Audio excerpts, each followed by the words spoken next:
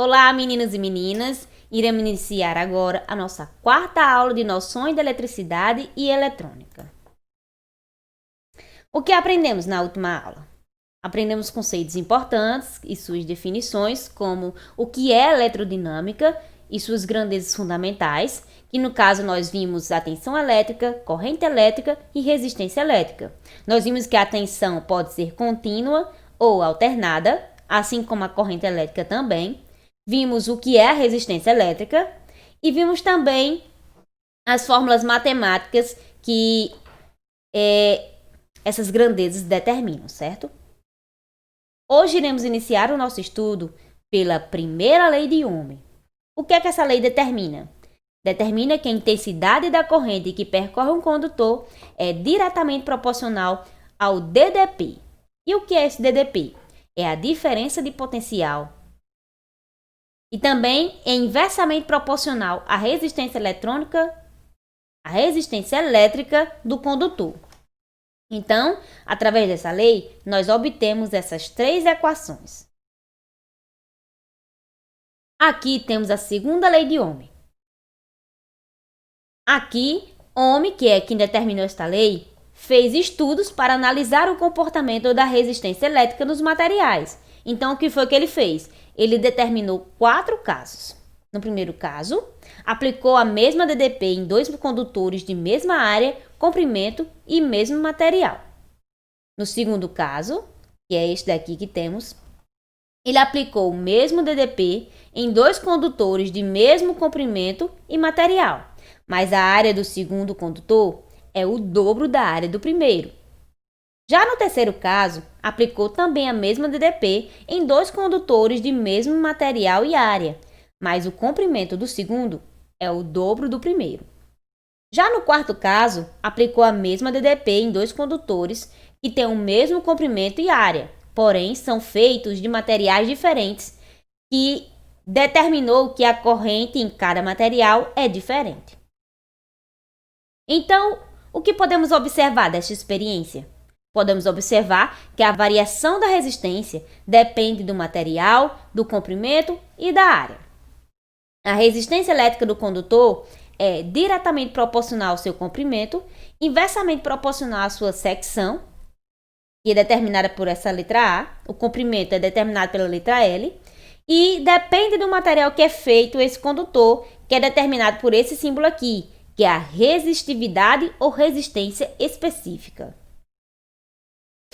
Então, o valor deste símbolo aqui depende exclusivamente do quê? Da natureza da substância da qual o condutor é feito, da temperatura e das unidades utilizadas. Então, aqui, nesta segunda lei de Ohm, nós temos esta equação matemática, certo? E aqui nós temos os elementos de um circuito. Porque para que possa ter corrente elétrica, necessitamos de quê? De uma fonte geradora, que pode ser chamada de gerador, um receptor para utilizar a energia produzida, condutores para realizar a ligação dos elementos de um circuito fechado, e a esse circuito chamamos de circuito elétrico. Então aqui nós temos a definição de cada elemento deste, que no caso do gerador, ele transforma uma modalidade qualquer de energia em energia elétrica. O receptor é um dispositivo elétrico capaz de transformar energia elétrica em outra modalidade qualquer de energia que não seja unicamente calor, porque um receptor que transforma energia elétrica unicamente em calor é chamado de receptor passivo ou resistor. Aqui eu tenho uma foto para vocês de como seria esse resistor, certo? E aqui nós temos o dispositivo de manobra, que são elementos que servem para acionar ou desligar o circuito elétrico, que temos como exemplo as chaves e os interruptores. Aqui nessa imagem que eu trouxe é um símbolo de um receptor. Nós temos também os dispositivos de proteção, que são dispositivos que, ao serem atravessados por uma corrente de intensidade maior que é prevista, interrompem a passagem da corrente elétrica para preservar os demais elementos do circuito. O mais comum é fusível e também temos os disjuntores, certo? Aqui na imagem nós temos um exemplo do fusível, que está presente em alguns componentes do computador. E aqui nós vamos iniciar pelas fontes de energia. Que no planeta há diversos tipos de fontes energéticas que elas podem ser classificadas como primárias e secundárias. Como primárias, nós temos como exemplo água, vento, radiação solar. Como fontes secundárias, nós temos o petróleo. Então, cada país tem a sua matriz de fontes de energia, que conforme suas características como climáticas, geológicas, geográficas.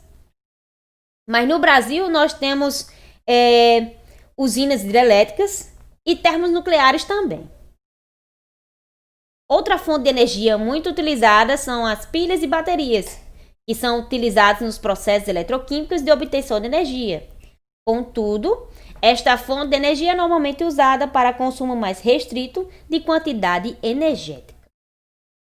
Aqui eu tenho uma atividade para vocês, que eu quero que fale sobre a primeira lei de Ohm, fale sobre a segunda lei de Ohm, diga quais são os elementos de um circuito e quais são os tipos de fontes de energia que nós temos. Então, o que aprendemos hoje? Nós aprendemos a primeira lei de Ohm, a segunda lei de Ohm, vimos fórmulas matemáticas que essas leis proporcionam, vimos que na segunda lei de Ohm foi feito um experimento com 4 casos, com 2 condutores. Vimos os elementos do circuito, incluindo o gerador, receptor. O gerador é o que fornece a energia, certo? Dispositivo de manobra a gente viu também. Alguns dispositivos de proteção e as fontes de energia que nós temos, certo? No caso do Brasil, nós temos usinas hidrelétricas,